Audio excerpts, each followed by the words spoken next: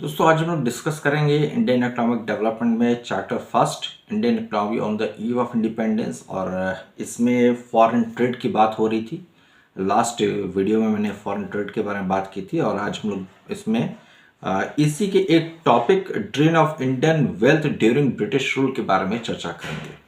Under the British rule India became an exporter of primary product, raw material and importer of finish goods. जैसा कि हम सभी को पता है कि भारत जो है वो इंपोर्टर बन चुका था फिनिश गुड्स का और एक्सपोर्टर था प्राइमरी प्रोडक्ट का, जिसे आप रॉ मटेरियल वगैरह भी कह सकते हैं, जैसे जूट है, कॉटन है।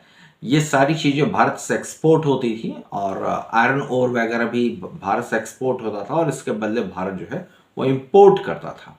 और वो जो पैसा जिससे वो इंपोर्ट करता था वो सारा का सारा जो पैसा होता था वो इंडियंस का ही होता था।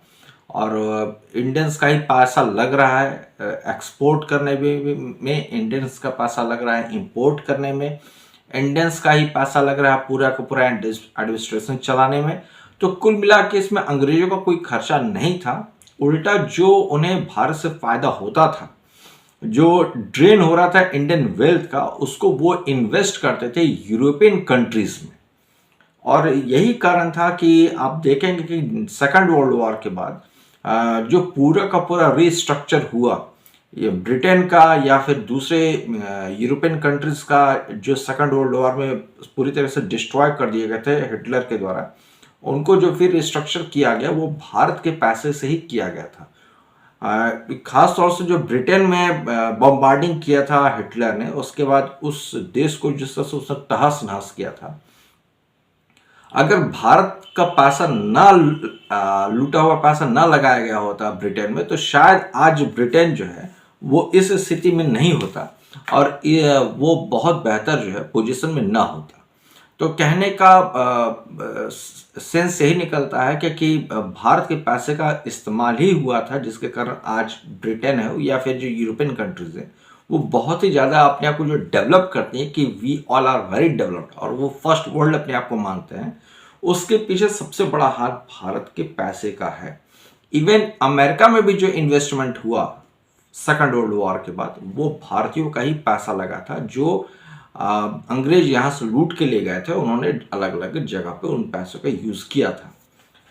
इसके आगे जो यहाँ बात कही जाती है वो है कि there was an huge export surplus due to excess export. However, export surplus was used to make payment for expense incurred by office set up by the colonial government in Britain to meet expenses on war fought by the British government. जैसा कि मैंने आपको पहले ही बताया था कि जो भारतीयों का पैसा था उसका इस्तेमाल होता था एडमिनिस्ट्रेशन को चलाने में, ब्रिटेन के ऑफिस को मेंटेन करने में और युद्ध लड़ने में। वो सारा पैसा का इस्तेमाल हुआ था सेकंड वर्ल्ड वॉर में। और इससे रिलेटेड कभी भी आपको ऐसा अगर फील हो कि सेकंड वर्ल्ड वॉर के बाद जो है वो अंग्रेज इतने कमज़ोर पड़ गए थे कि उन्होंने देश को छोड़ दिया था, तो इसके पीछे भी बहुत लंबी कहानी है। अगर कभी मौका मिला और अगर आप चाहेंगे तो मैं उसके बारे में भी डिटेल में आपको बताऊंगा कि हाउ वी गॉट फ्रीडम, हमें फ्रीडम किससे मिला और कैसे मिल पाया। उसकी चर्चा आपको इस बुक में नहीं मिलेगी। इवन आप हिस्ट्री की किसी भी बुक को उठा के देख लेंगे तो उसमें कहीं भी इस बात की चर्चा नहीं मिलेगी कि रियल हीरोज कौन थे जिन्होंने 1947 में देश को आज़ाद कराया। हमारे आपके दिमाग में जो है वो गांधी जी, नेहरू जी या यही लोग आते हैं, but the real hero they are forgotten by Indians. हमने उनको भुला दिया। तो अगर आप चाहेंगे तो मैं उनके बारे में भी चर्चा जरूर करूँगा। आगे यहाँ पर जो बात आती है वो आती है डेमोग्राफिक कंडीशन की। अगर बात डेमोग्राफिक कंडीशन की करें तो डेमोग्राफिक कंडीशन के बारे में कहा जाता है कि फर्स्ट ऑफिशियल सेंसस जो हुआ था वो हुआ था 1881 में। ये अंग्रेजों के द्वारा करवाया गया था। 1881 में भारत में फर्स्ट ऑफिशियल सेंसस हुआ था। ऐसा नहीं कि उससे पहले जनगणना नहीं होती थी, उससे पहले भी जनगणना होती थी, लेकिन उसके कराने के तरीके अलग थे, क्योंकि उससे पहले अंग्रेजों का शासन नहीं था। तो उस समय जिसका भी शासन था भारत में, उन्होंने अपने तरीके से काउंटिंग करवाई थी। तो भारत में जनगणना होती रही है, लेकिन जो ऑफिशियल जो एक पूरा का पूरा एडमिनिस्ट्रेशन प्रशासनिक तौर तरीके से करवाया जाता है वो अंग्रेजों ने करवाया। अब आप में से कुछ लोग के दिमाग में बात आ रही होगी कि they are very smart, British government were very smart, उनके पास पूरा का पूरा चैनल था, सिस्टम था। तो ऐसा नहीं है दोस्तों। अगर आपको ये भ्रम है कि उन्होंने आके एडमिनिस्ट्रेशन को बेहतर बनाया, तो ऐसा नहीं है, उन्होंने एडमिनिस्ट्रेशन को और ख़राब किया। Why I am telling you कि पहले भारत का जो एडमिनिस्ट्रेशन है वो गांव से शहर की तरफ जाता था। आज के समय जो भारत का एडमिनिस्ट्रेशन है वो शहर से गांव की तरफ आता है। पहले गांव के लोग जो पॉलिसी बनाया करते थे उसको सेंटर माना करता था। सेंटर का मतलब कि उस समय के जो राजा हुआ करते थे, उस समय के जो सम्राट हुआ करते थे, उस समय के जो नरेश हुआ करते थे, वो गांव वालों की जो समस्या होती थी या जो भी वो निर्णय लेते थे उसके बाद उसको कंसिडर करने के बाद ही वो जो है किसी डिसीजन में पहुंचते थे। आज क्या है कि सेंट्रल गवर्नमेंट जो निर्णय लेती है वो पूरे के पूरे भारत में लॉन्च होता है। गांव हो चाहे शहर हो चाहे कस्बा हो, हर जगह उसको लॉन्च किया जाता है। तो आज का जो सिस्टम चल रहा है ये अंग्रेजों का सिस्टम है, और इससे पहले जो भारत सिस्टम चला करता था वो पूरी तरह से भारतीय पद्धति पर आधारित था, जिसमें हर एक घर को इन्वॉल्व किया जाता था और हर घर जो है बहुत महत्वपूर्ण रोल निभाता था इस देश को स्ट्रक्चर करने में। एक एक भारतीयों का बहुत बड़ा योगदान हुआ करता था। हालांकि इस पर कुछ लोग कह सकते हैं क्या कि आज भी तो वो योगदान हम लोग देते हैं, वोट देते हैं और उसके बाद हमारी चुनी सरकार जो है वो फैसले लेती है। तो प्रैक्टिकली आप भी देख सकते हैं कि वो सरकार किस तरह से काम करती है और क्या उससे आज तक बेनिफिट मिला। तो यू कांट से कि जो डेमोक्रेसी अभी भारत में चल रही है कि तो इससे आपको बहुत कुछ मिल गया, नथिंग लाइक दैट। इसमें भी काफ़ी लूप होल्स हैं जिसके बारे में फिर मैं कभी चर्चा करूंगा। तो आइए हम लोग आगे बढ़ते हैं।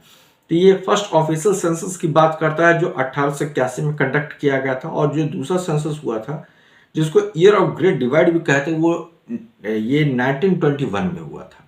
इसके बारे में भी अगर मैं बात करूं तो यहाँ कहता है कि before 1921 India was the first stage of demographic transition. The second stage of transition began after 1921. So the year 1921 is described as the year of great divide. इसको आप लोग जरूर पढ़ लीजिए, इसको आप बहुत अच्छे से समझ लीजिए। ईयर ऑफ ग्रेट डिवाइड क्या होता है, 1921 से पहले का डेमोग्राफिक कंडीशन क्या था और 1921 के बाद का डेमोग्राफिक कंडीशन क्या था। तो इसको आप लोग बेहतर तरीके से पढ़िए, अच्छे से पढ़िए, क्योंकि इससे एग्जाम में कई बार क्वेश्चन आ चुका है। तो ये बहुत बड़ा एक डेमोग्राफिक कंडीशन जो है वो भारत के साथ जुड़ा, जो अंग्रेज यहाँ पे लेके आए और इन्होंने सेंसस वगैरह कराया था।